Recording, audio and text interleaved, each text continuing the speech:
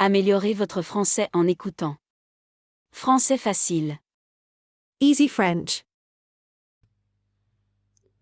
Bonjour, j'espère que vous allez bien. Aujourd'hui, on va parler des expressions. Je suis sûr que quand vous connaissez les expressions, vous pourriez décorer vos discours en français, mais aussi quand vous exprimez vos idées, cela vous donne une autre opportunité si vous allez bien correctement et exactement vos discours. D'accord? Si vous êtes prêts, c'est parti.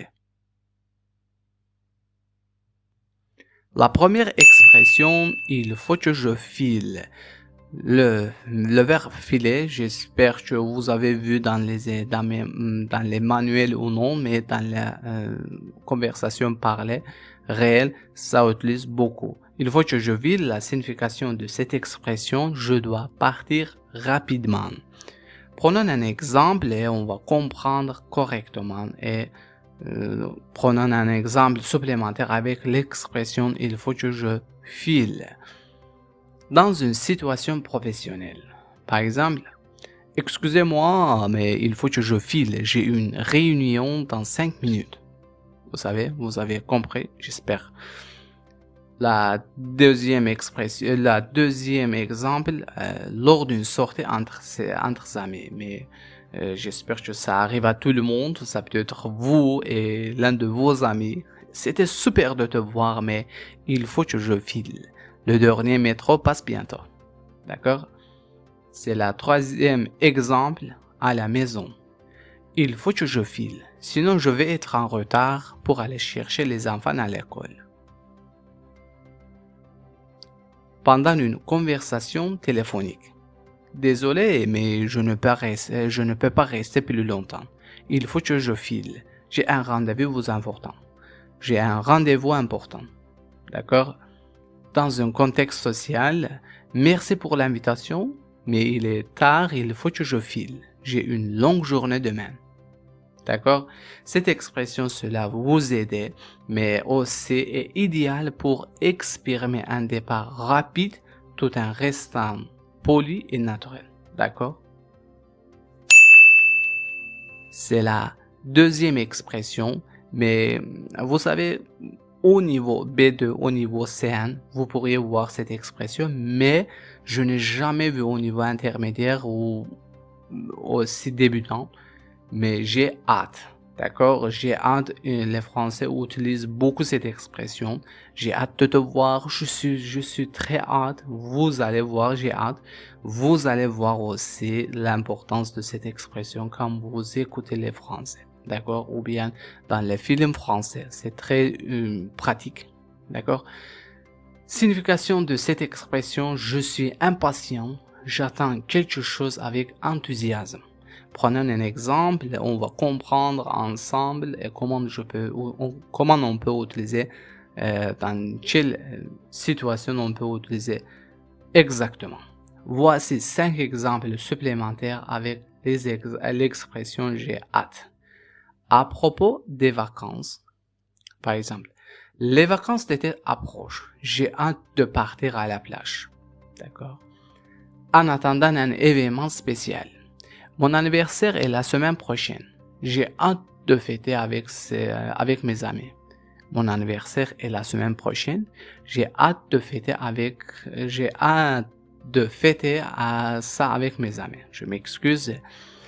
Et aussi, troisième exemple concernant un projet ou un objectif. D'accord? Le projet avance bien, mais j'ai hâte de voir le résultat final.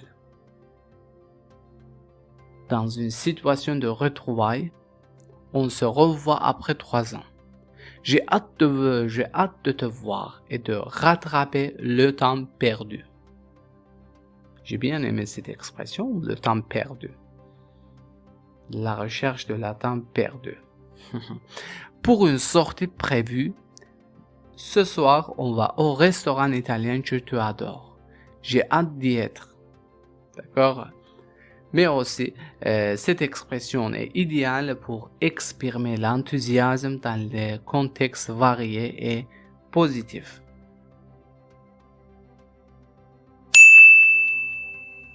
Ça ne me dit rien, ça me dit rien. ça me dit rien. Signification, je ne suis pas intéressé ou bien je ne connais pas. D'accord? Prenons des exemples. Ça me dit rien. À propos d'un film, par exemple, tu veux regarder ce film d'horreur, par exemple dans une conversation au niveau débutant A1, A2. Tu veux regarder ce film d'horreur? Non, ça me dit rien. Je préfère une comédie. Concernant une sortie, on va faire une randonnée ce week-end. Ça te tente? Bof, ça me dit rien. Je préfère rester tranquille chez moi. Dans une conversation sur un plat. Par exemple, tu veux goûter ce plat aux escargots? Non, ça me dit rien. Je vais prendre une autre chose. Sur un événement social. Il y a eu une fête chez Paul ce soir. On y va? Ça me dit rien. Je suis un peu fatigué. En parlant d'un sujet inconnu. Tu connais ce chanteur Stromae? Non, ça me dit rien. Je n'ai jamais entendu parler de lui. Oui, bien sûr, tu connais Stromae. Ça serait impossible pour les Français, aussi pour tout le monde. C'est très célèbre dans le monde entier. Ça peut être une mensonge blanche, si vous ne connaissez pas, bien sûr. Cette expression est utile pour exprimer un manque d'intérêt ou enthousiasme de manière naturelle et non agressive. D'accord? La prochaine expression, j'en ai marre. Vous allez bien voir cette expression. Mais aussi, j'ai beaucoup vu cette expression et essayez de utiliser cette expression dans vos conversations. C'est très utile.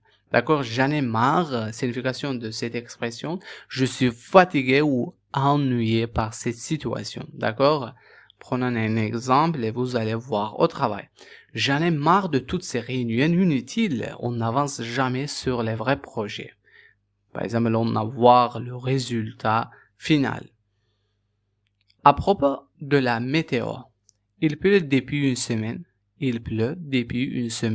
J'en ai marre. Je veux voir le soleil. Dans une conversation sur les transports.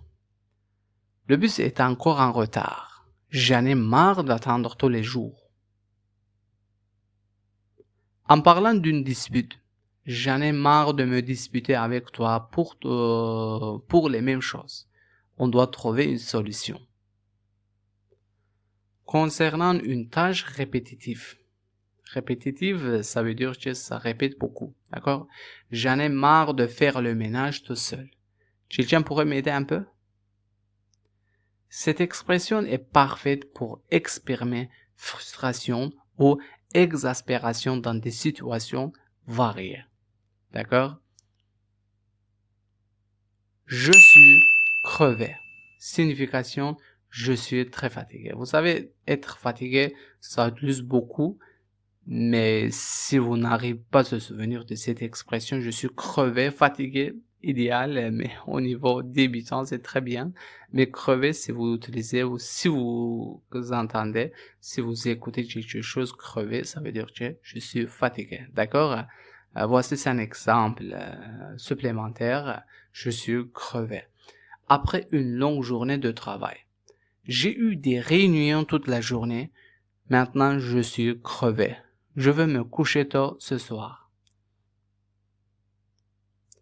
Après une activité sportive intense, par exemple, on a couru 10 km ce matin. Je suis crevé et mais content de l'avoir fait. Lors d'un voyage épuisant, avec tous ces vols et les correspondances, je suis crevé, mais on a enfin arrivé. En parlant d'une nuit difficile, j'ai pas bien dormi cette nuit à cause de bruit. Je suis crevé aujourd'hui.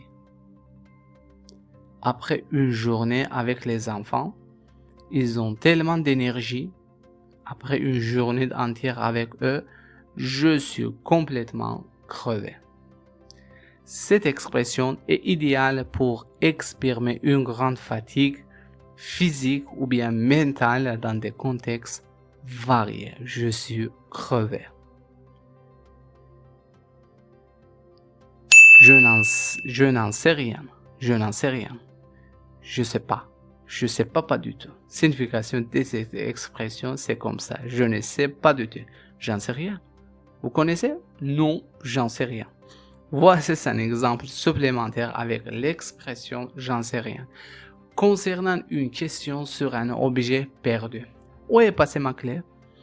J'en sais rien, mais je ne l'ai pas vu aujourd'hui.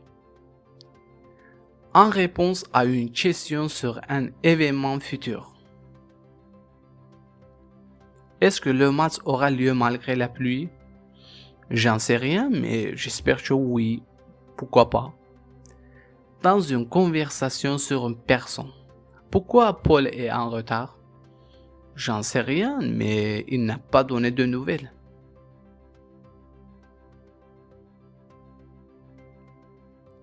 Lorsqu'on demande une opinion technique, tu sais comment réparer cette machine? Non, j'en sais rien, je ne suis pas doué pour ça. Face à une question inattendue. Est-ce qu'on mange ce soir? J'en sais rien, peut-être qu'on pourrait commander un pizza. D'accord? Cette expression est idéale pour admettre qu'on ne connaît pas la réponse sans se compliquer la vie. D'accord? Qu'est-ce que tu en penses? Signification, quelle est ton opinion à ce sujet? Voici un exemple supplémentaire à qu'est-ce que tu en penses? Qu'est-ce que tu en penses? Qu'est-ce que vous avez pensé? Qu'est-ce que vous en pensez? D'accord? C'est comme ça. Qu'est-ce que tu en penses? En parlant d'un film, vous utilisez beaucoup. J'ai regardé ce film hier. C'est vraiment intéressant. Et qu'est-ce que tu en penses? À propos d'une idée de projet. On pourrait organiser une fête pour son anniversaire? Qu'est-ce que tu en penses? Lorsqu'on demande un avis sur une tenue, j'hésite entre la robe rouge et la bleue. Qu'est-ce que tu en penses? Pour les femmes, c'est très important. Dans une discussion sur un sujet d'actualité, ils veulent augmenter les impôts cette année. Qu'est-ce que tu en penses? Qu'est-ce que tu en penses? En décidant d'un lieu de sortie, on pourrait aller au nouveau café en ville. Qu'est-ce que tu en penses? Qu'est-ce que tu en penses? Cette expression est très utile pour demander l'opinion de quelqu'un et engager une discussion. D'accord?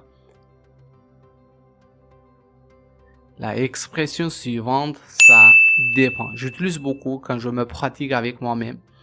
C'est très varié aussi pour augmenter, pour vous dire vos idées. D'accord? Signification, la réponse n'est pas fixe, se varie selon les circonstances. D'accord? Prenons des exemples. Ça dépend. Concernant les horaires, tu veux venir à la fête ce soir? Ça dépend. À quelle heure commence-t-elle? À propos d'un choix de vacances, tu préfères la plage ou la montagne? Ça dépend de la météo. S'il fait beau, je préfère la plage. Pour une décision alimentaire, tu veux des frites ou une salade? Ça dépend. Si j'ai faim, je prendrai les frites. En parlant d'une activité, est-ce que tu veux aller courir demain matin? Ça dépend. S'il pleut, je préfère rester à la maison. Sur une question d'argent, tu peux prêter de l'argent cette semaine? Ça dépend de mes dépenses. Je ne suis pas encore sûr. D'accord? Je ne suis pas encore sûr. Je ne suis pas sûr encore. C'est comme ça, mais j'ai écrit cela 2 fois, je ne sais pas pourquoi. Cette expression, et je m'excuse pour ça, cette expression est idéale pour signifier que la réponse varie selon les circonstances ou les détails de la situation. D'accord?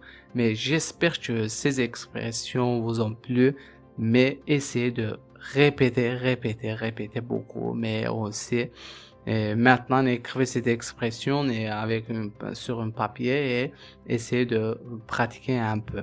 S'il n'y a pas de pratique, vous allez oublier, d'accord? Ne le faites pas ça, essayez de répéter ou aussi essayez d'utiliser ces expressions dans vos discours, dans vos conversations avec, ou bien dans le français, ou je sais pas comment vous allez utiliser le français. Oui, j'espère que vous allez apprendre. Cette vidéo va être très utile et essayer de faire le français chaque jour un peu. Ça peut être 10 minutes, 15 minutes, je sais pas moi, mais au moins une fois par le jour. D'accord? Je vous aime beaucoup. À bientôt.